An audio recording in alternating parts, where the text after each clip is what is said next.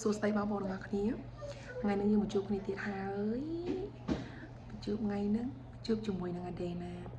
បងប្អូនឃើញខ្សែកហ្នឹងហ៎មិនមែនខ្សែករបស់ដេណាទេប៉ុន្តែថ្ងៃហ្នឹងជូនយាយមកបដិសុខភាពអញ្ចឹងក៏ចាប់ផ្ដើមអង្គុយចាំយាយព្រោះថ្ងៃហ្នឹងយកយាយមកបណ្ឌិតគេហៅថាបដិសុខនេះគេហៅថា breast exam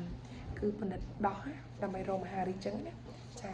តែយើងចាប់ពីអាយុ50ឡើងលើគឺគេធ្វើគេហៅថាបណ្ឌិតដោះហ្នឹងគឺញាប់ដៃហ្នឹងមួយឆ្នាំម្ដងទៅ2ឆ្នាំម្ដងអញ្ចឹងពេលដែលគាត់ចូលទៅគាត់អាចពាក់អលង្ការបានទេអញ្ចឹងគាត់ដោះអលង្ការគាត់ទុកទៅឲ្យដៃណាពាក់ហើយមកជាមួយនឹងកៅអៅដេកយប់ព្រោះរត់មកលឿនពេកអញ្ចឹងថ្ងៃនេះយើងមកនិយាយគ្នាតិចអញ្ចឹងថ្ងៃហ្នឹងប្រធានបទគឺនិយាយពីដោះហើយខ្ញុំក៏មកនិយាយរឿងដោះតែម្ដងទៅអញ្ចឹងខ្ញុំមានសំណួរបងប្អូនស្រីម្នាក់គាត់សួរមកថាបើសិនជាដោះគាត់នឹងស្ទះរុនដោះហើយដល់ពេលហើយគាត់ដុំហ្នឹងគាត់ច្បាច់មកចេញខ្ទុះគាត់សួរថាអានឹងតើអាចជាមហារីកអត់បងប្អូនខ្ញុំនិយាយក្នុងវីដេអូនេះគឺទូទៅចំពោះរឿងទាំងអស់បើសិនជាសុខភាពណាមួយដែលធ្វើឲ្យបងប្អូនមានអារម្មណ៍ថាចងល់ឆ្ងល់ក៏ដូចជាភ័យបងប្អូនអត់ត្រូវចាំសួរសំណួរខ្ញុំទេបងប្អូនគឺត្រូវតែជួបពេទ្យស្ត្រីជាបន្ទាន់សំណួរដែលសួរឆ្លើយជាមួយខ្ញុំគឺសំណួរណាមិនជាប៉ះពាល់ឬមួយក៏បន្ទាន់ឬមួយក៏សុខភាពសំខាន់អញ្ចឹងណាអញ្ចឹងគឺចេះតែចាំសួរខ្ញុំមកប៉ុន្តែបើសិនជាសុខភាពណាសំខាន់អញ្ចឹងហើយគ្រោះថ្នាក់អញ្ចឹងគឺកុំនៅចាំខ្ញុំគឺត្រូវតែ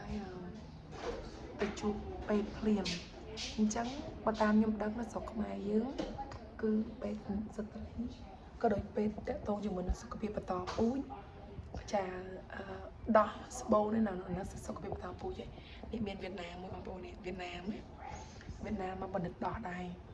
អញ្ចឹងគឺត្រូវទៅរ៉ាក់មែនទេព្រោះរ៉ាក់គឺកន្លែង free អត់អស់លុយអញ្ចឹងបើបងប្អូនមានចម្ងល់ពាក់ព័ន្ធជាមួយនឹងដោះឬក៏ស្បូនអីហ្នឹងតំបន់បន្តពូជហ្នឹងបងប្អូនត្រូវតែទៅពេទ្យរ៉ាក់កុំចាំឲ្យខ្ញុំឆ្លើយសំណួរនេះឲ្យណាបងប្អូនណាព្រោះវាគឺជារឿងដែលធ្វើឲ្យយើងហ្នឹង